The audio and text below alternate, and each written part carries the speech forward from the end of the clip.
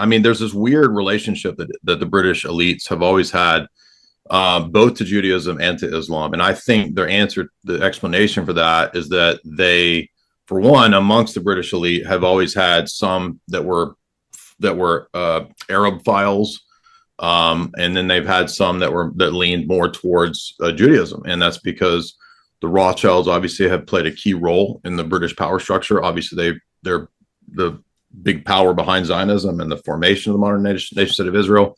But you had a lot of British elites too, according to Quigley, a century ago, that were rabidly you have some of them even becoming Muslim. So I think both things are going on. And one explanation beyond one explanation beyond that is imperial geopolitics. If you run an empire, you want to try to manage and control all of these different ideas and tribes and groups. And one way to do that is, for example, in the case of Charles has had a lot of phases where he's been into Sufism. He was inducted into a Sufi order, which is a mystical Islam. He's expressed interest in Orthodox Christianity. You see him holding icons of Orthodox saints. He's talked about Catholicism at one point. So, I mean, I think what politicians and kings and elites do is they kind of try to play like they're all the positions, because that plays well for audiences. So who knows what they really believe? I think they really believe in power, managing an empire that has a massive amount of worldviews and religious views. And they probably want to play all sides of that.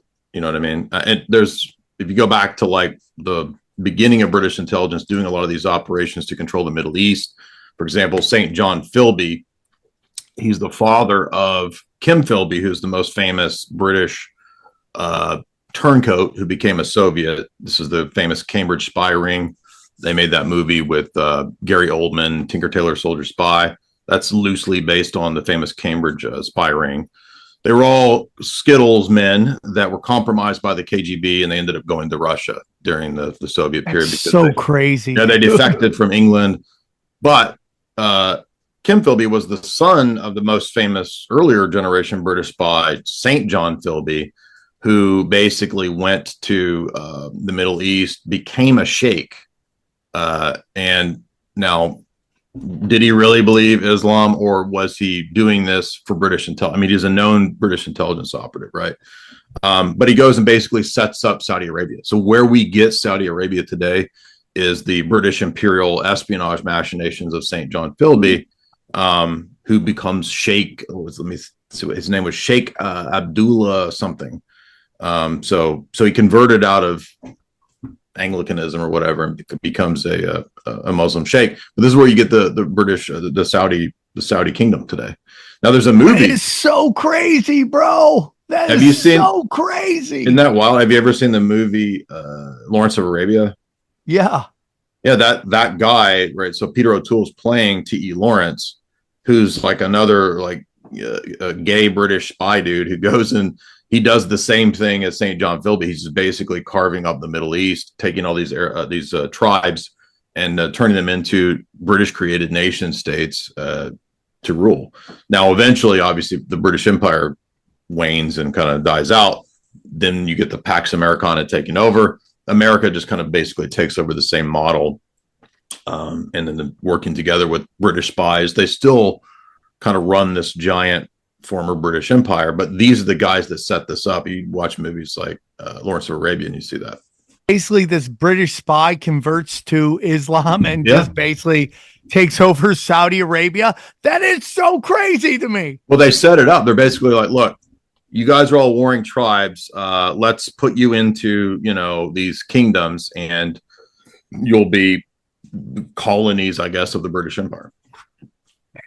So this is where you get Iraq. This is where you get Saudi Arabia, right? So prior to the British Empire, there wasn't Iraq and Saudi Arabia. There were just tribes warring, basically. Yeah, and so I've done episodes. I can't find the book. It's this book I bought a long time ago that basically broke down that fits in exactly what you're talking about how the Saudis, or the House of Saud or whatever, the Saudi royals, they were nomads. They just were just wandering the land, and they found oil under their ground. So they set up this kind of system with them.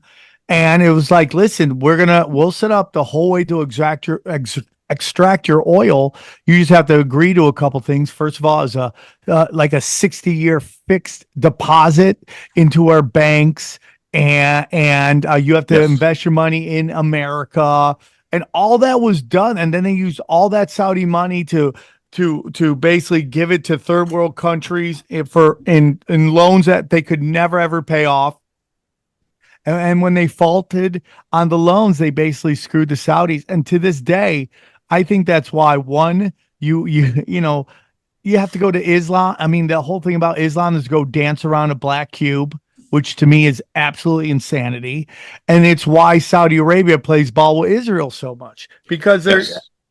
everything you're saying just totally fits into this, that they are controlled by the British Empire, or what has morphed into basically the City of London and Yes. the banking cabal.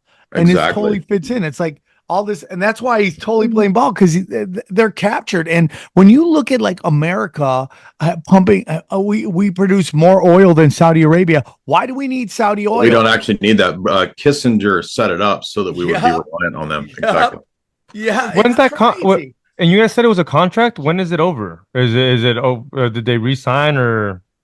That's a great question. I don't know when it defaulted, but I guarantee they just kept rolling it over. Like, hey, dude, this is working for everybody. Let's keep it going. You know, the Saudis get to have more money than anyone ever. They have America and Israel basically sending them arms to control their nation. And, everyone uses their oil because they want to control that region.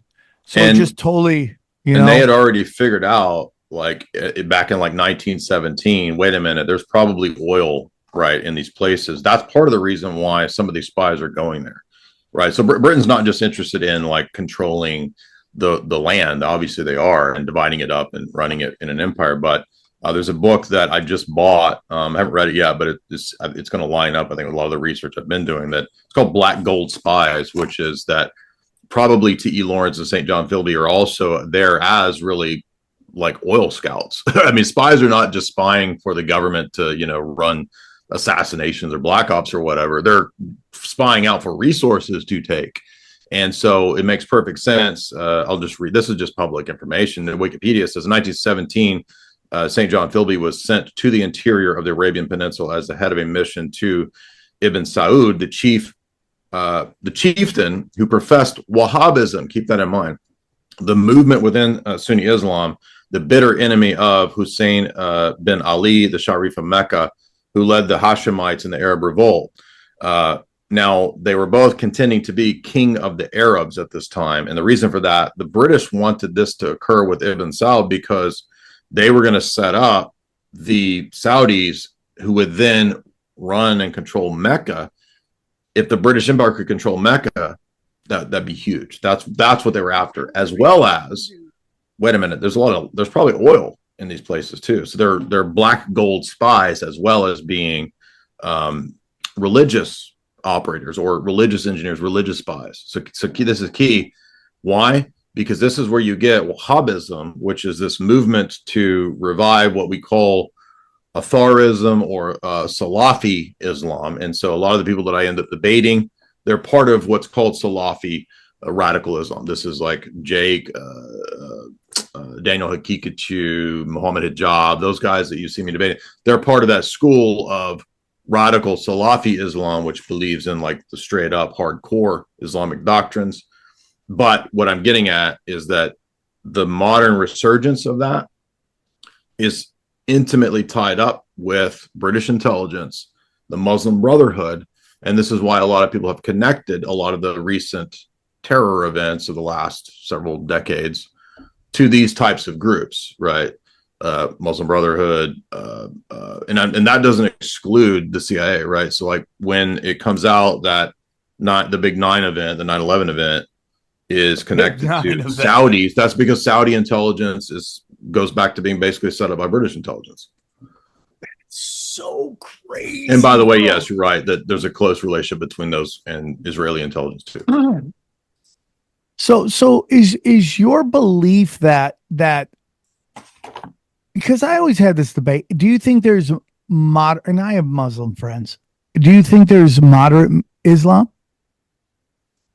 I mean, there are people who interpret Islam in a moderate way, but when you actually get to the text of the Quran and the traditional teachings of the Sunnis and the Shias, like they do believe that they're supposed to engage in all forms of jihad. So jihad is not just warring against false ideas. There is also actual jihad. So I think that's traditional Islam. So anytime you see Muslims who are progressive or something like that, keep in mind within the Quran they actually have a basis for what they call a kind of legitimate deception.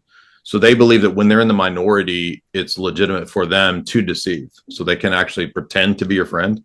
But traditional Orthodox Islam, either way, Sunni, Shia, like they actually believe that they're not supposed to be your friends. They're only supposed to be your friend when they're in the minority, and then when they're in the majority, they can sort of levy the jizya and put in Sharia law and all this kind of stuff. So I would say progressive Islam is really a manifestation in certain Western countries or maybe in places like Syria. So not every Muslim is committed to traditional Islam, but traditional Islam does teach these types of things for sure. Can I ask you something? And this isn't me trying to be, but it's a legitimate question. Can we say that, as we get into that, this British spy, this British Empire's influence on Islam, when we get into something called the Babylonian oral history of the rabbis in the Talmud, do you have any thoughts of that we could be seeing the same playbook done by the same people at a very high level, whether it's the Babylonians, the Phoenicians, or whoever they are going back far enough? When we see the things in the Talmud and people have a discussion about that, do you see any similarities in that?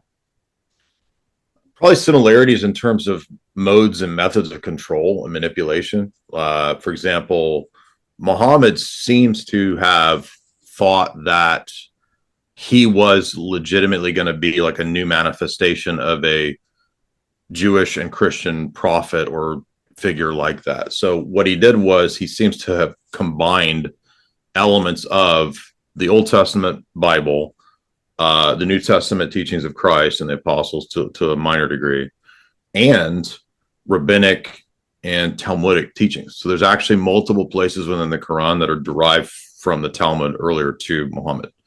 And so Muhammad seems to have thought, assuming that he wasn't some sort of creation or a manipulated figure, he seems to have thought that he was legitimately like combining together this new, true, purified religion.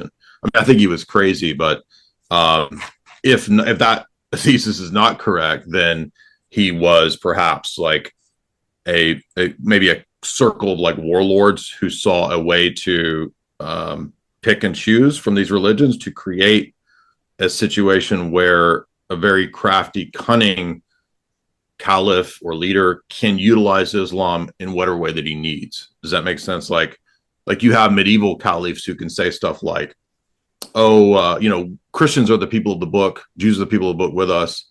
We need to be at peace with them.